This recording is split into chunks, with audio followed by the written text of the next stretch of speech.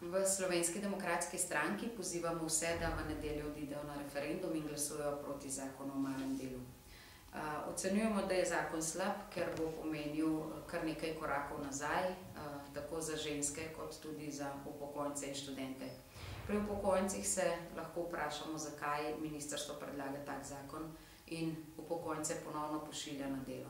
Upokojenci so si s svojim delom zaslužili dostojno pokojnino, ta vlada jim jih sicer res kar naprej ali zamrznuje ali ne usklajuje skladno z zakonom.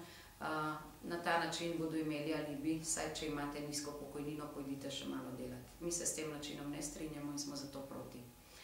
Študentje so doslej lahko upravljali delo preko študentskih servisov. To je velikokrat res prihajalo do zlorab, tako strani študentskih servisov, kot pač posojanje napotnic in podobno, vendar novi zakon vse te elemente ohranja, kar pomeni, da bomo tudi v nadaljevanju priča zlorabam in pa morda celo še povečanemu delu na črno. Študentsko delo bi lahko uredili z enotno evidenco vpisov in tudi z pravo štipendijsko politiko, ko študentom ne bi bilo treba delati, pač pa bi bila štipendija zadostna pomoč študentu pri študiju. Poleg tega je omejeno, da lahko študent dela oziroma kdorkoli, ki bo delal preko malega dela 720 ur na leto. To pomeni, da bi v dobrih 4 letih komaj nabral za eno pokojninsko leto.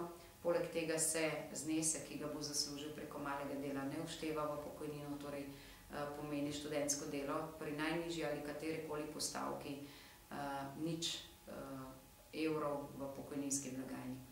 Del sredstev bodo sicer res študentski servisi oziroma posredniki nakazovali tudi v pokojninsko blagajno in delodajalci, vendar bistveno manj kot od rednih zaposlitev.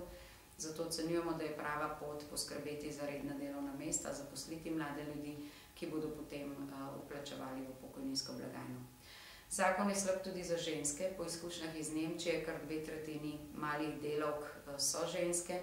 In ker malo delo ne prinaša določenih socialnih pravic, kot jih prinaša zaposlitev za določen ali nedoločen čas, nas skrbi, da bomo naredili še nekaj korakov nazaj pri rodnosti, pri nataliteti, kajti ženske se za otroka ne bodo odločale, ker jim kot malim delavkam porodniški dopust ali bolniški dopust za nego otroka ne bo pripadal. To je zelo slabo v teh časih, ko že tako nimamo najboljših podatkov. Demografska slika Slovenije je zelo slaba in to bi pomenilo še nekaj korakov nazaj.